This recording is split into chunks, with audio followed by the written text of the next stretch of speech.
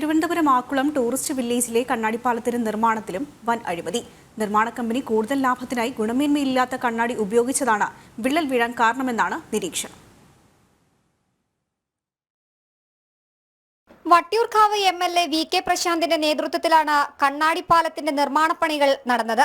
കണ്ണാടിയുടെ ഗുണനിലവാരം അധികൃതർ ശരിയായി പരിശോധിക്കാത്തതാണ് വിള്ളലിന് കാരണമെന്നാണ് ആക്ഷേപം. സാമൂഹ്യ വിരുദ്ധർ കണ്ണാടിപ്പാലം ഉടച്ചുവെന്നാരോപിച്ച് തടി തപ്പാനാണ് അധികൃതർ ശ്രമിക്കുന്നതെന്ന് വിവരാവകാശ പ്രവർത്തകൻ KP ചിത്രഭാനു പറഞ്ഞു. ക്വാളിറ്റി കുറഞ്ഞ മെറ്റീരിയൽ കൊണ്ടാണ് ഇത് നിർമ്മിച്ചത്. അങ്ങനെയാണ് ഇത് തകരാറ്. അല്ലാതെ നിയന്ത്രണ രേഖയിൽ ആർക്കും കയറി ഇതിനെ തകർക്കാൻ പറ്റില്ല. ഇതേപ്പറ്റി സമഗ്രമായ അന്വേഷണം വേണം.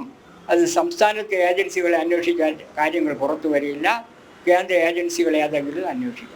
ഇത് ഭരണകക്ഷിയുടെ ഒരാളാണല്ലോ, ആ സൊസൈറ്റി എന്തോ നടത്തുന്നത്, അവരാണല്ലോ ഇത് നിർമ്മിക്കുന്നത് അല്ലേ. നിർമ്മാണം നടത്തുന്ന കമ്പനിയുടെ കുഴപ്പമോ?